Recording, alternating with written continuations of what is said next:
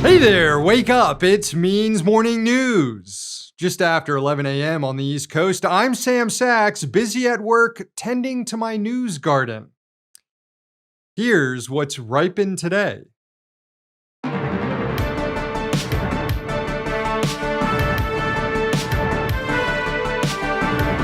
Following Iran's retaliatory attack this week, Israel resumed bombing densely populated civilian areas in Gaza and Lebanon. 15 people were killed overnight in southern Lebanon in an Israeli airstrike against a government building. Israel also leveled another high-rise apartment building in downtown Beirut, killing at least 6. One of those recently killed by an Israeli airstrike in Lebanon was U.S. citizen Kamel Jawad, marking yet another death of an American at the hands of Israeli forces using American weapons. The Council on American Islamic Relations said in a statement responding to his death, quote, "Every member of the Biden administration's foreign policy team should be ashamed of themselves for enabling Israel's war crimes against American citizens and countless other civilians. We do not expect this feckless and complicit administration to do anything to hold Kamel's killers accountable, and we are done asking them to treat American Muslims killed overseas like human beings worthy of U.S. protection." Other countries have sent in military aircraft and chartered flights out of Lebanon to help their citizens evacuate. The U.S. Embassy, however, just encouraged people to buy tickets on commercial flights while they still can. Congresswoman Rashida Tlaib said this week that the U.S. State Department is leaving people behind and failing to protect its own citizens. Meanwhile, Israel appears to still be planning to attack Iran again, though a strike might not come until after the Jewish New Year, Rosh Hashanah, which is today. U.S. officials told the New York Times that they're urging restraint, but that the Israelis are unlikely to heed the message. Quote, "In talks with the Israeli government, the White House was expected to point to the relatively light damage caused by the Iranian missile attack on Tuesday and urge Israeli restraint," the U.S. official said. "These pleas were expected to have little impact," the official added. Well, they're not going to have any impact because the Israelis know that Joe Biden will give them all the weapons they need anyway, regardless of what they do. And Israel knows there's enough support within the Biden White House and Congress for its ongoing belligerence.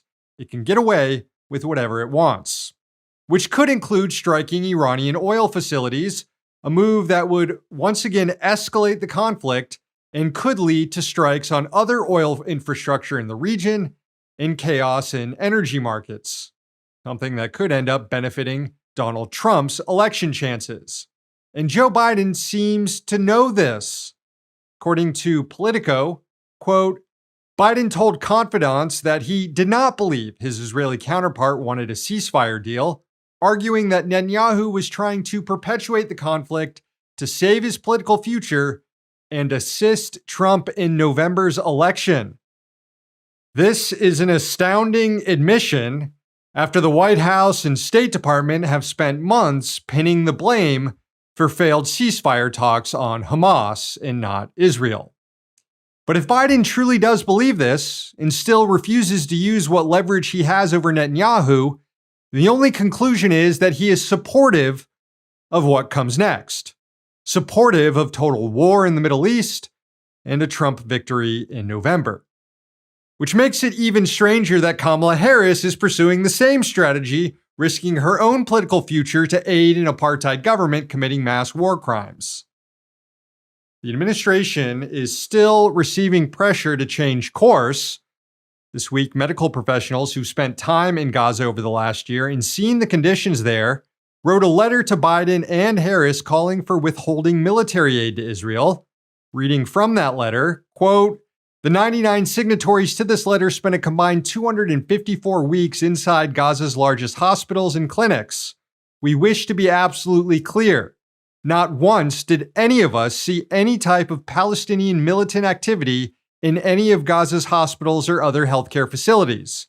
We urge you to see that Israel has systematically and deliberately devastated Gaza's entire healthcare system, and that Israel has targeted our colleagues in Gaza for torture, disappearance, and murder." Again, these are American doctors who know better than anyone else in this country the situation in Gaza. They added that they, quote, "witnessed crimes beyond comprehension."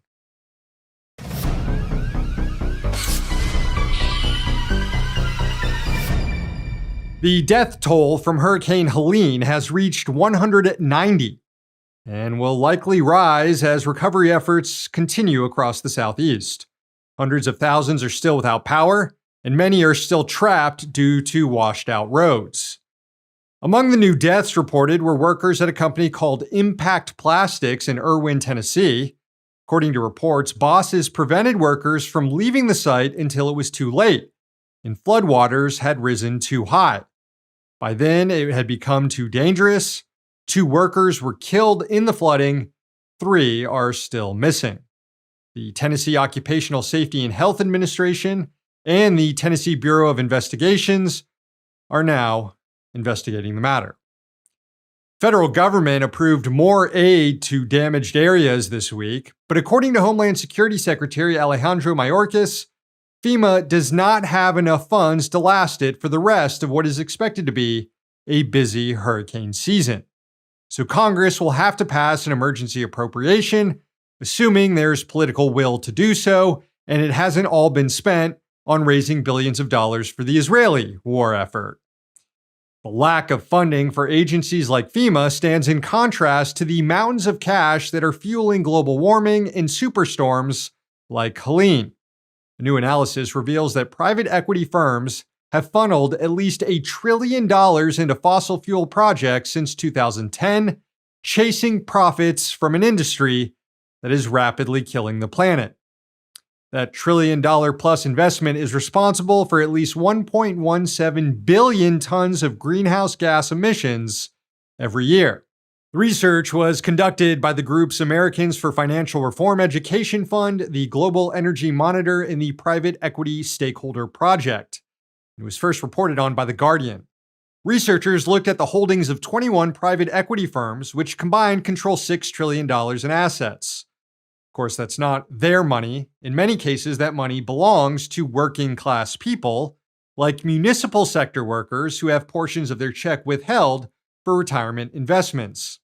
This is from the report, quote, "Public sector workers' money through national, state, and retirement pensions provides much of the capital for private equity firms' energy investments, but there is limited disclosure to the pension fund managers that the deferred earnings of their beneficiaries have potential climate impacts."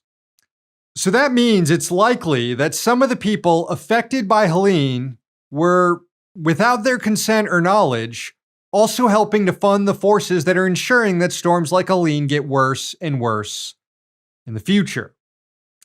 Hey, all those investment gains you're depending on for your retirement, they're going to come at the expense of a living planet for your grandkids. Private equity pricks have committed all of us to a planetary suicide pact.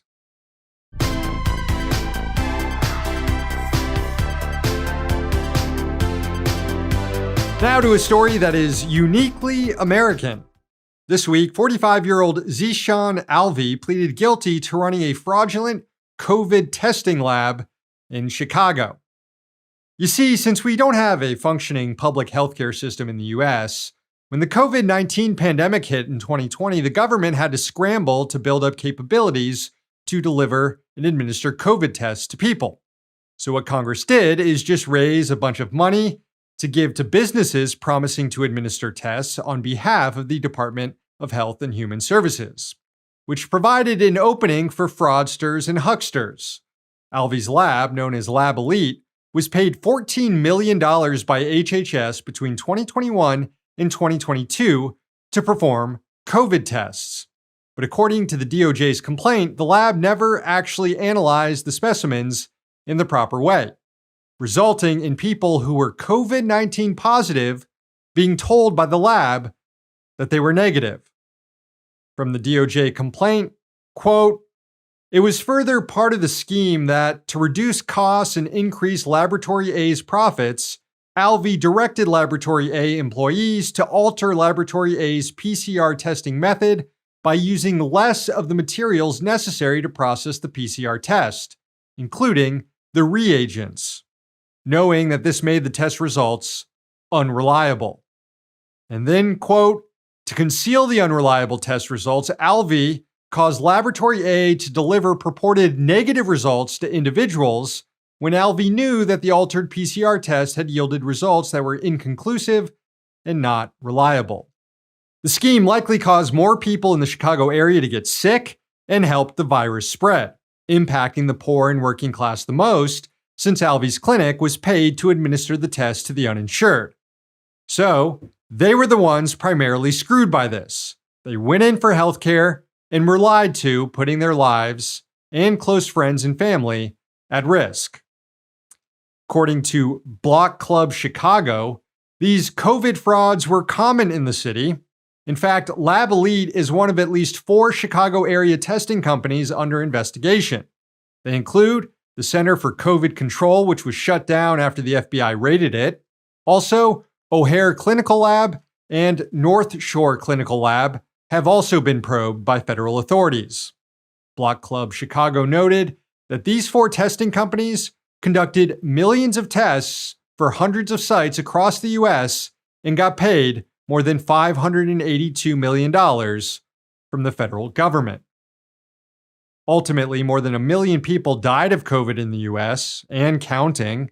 It's a total failure in public response across 2 presidencies, and it's an indictment of an entire U.S. healthcare system that's seized by capitalists who are allowed to exploit people at their most vulnerable moments. Alvi got rich off the scheme until he got caught. The government provided a rundown of his gains: $6.8 million in his bank account, $810,000 in his E-Trade account, $500,000 hid in his Fidelity investment account, and more than $245,000 in his Coinbase account to buy crypto. In addition to that, Alvi had in his home when it was raided a 2021 Mercedes-Benz, a 2021 Land Rover, a 2021 Lamborghini, a 2021 Bentley, and a 2022 Tesla X. Of course. Of course he's a Tesla guy.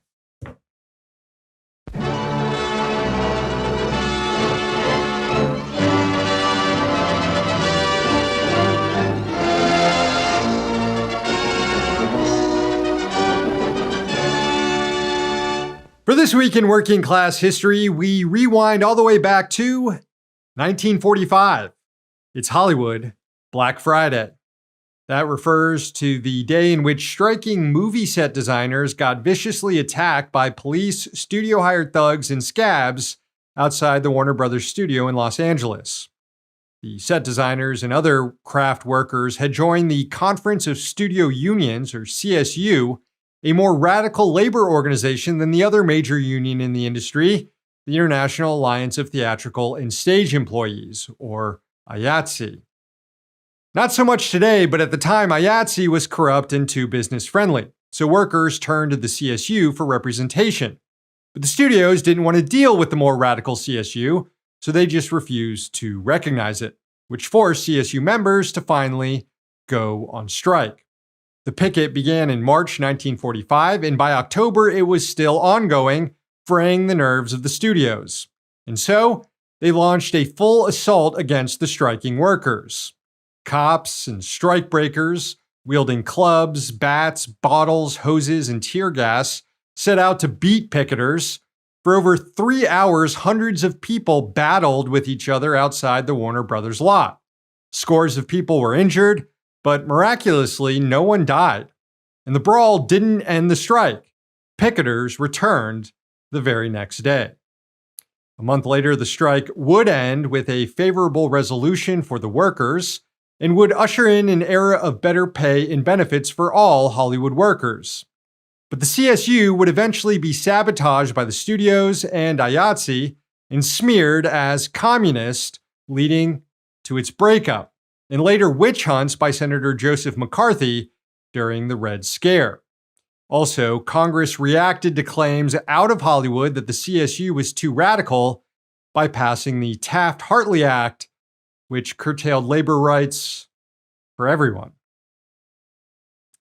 To learn more about this story and other events that happened this week in working class history, including the Nottingham Cheese Riot of 1766, the 1894 dredgers' strike on the Suez Canal, and the 1995 Boeing machinist strike, then find and follow Working Class History on social media. Back with more next week.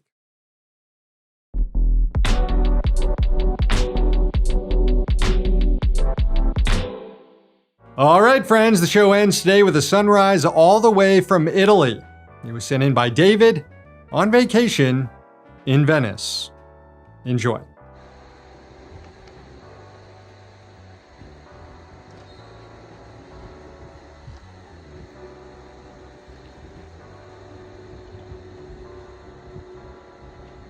Thank you, David. Show's over. Thank you for watching, and thanks to the team behind the scenes. Please sign up for Means TV, subscribe to our YouTube and podcast channels, and follow us on social media. One day capitalism will fall. Until then, we're going to be right here.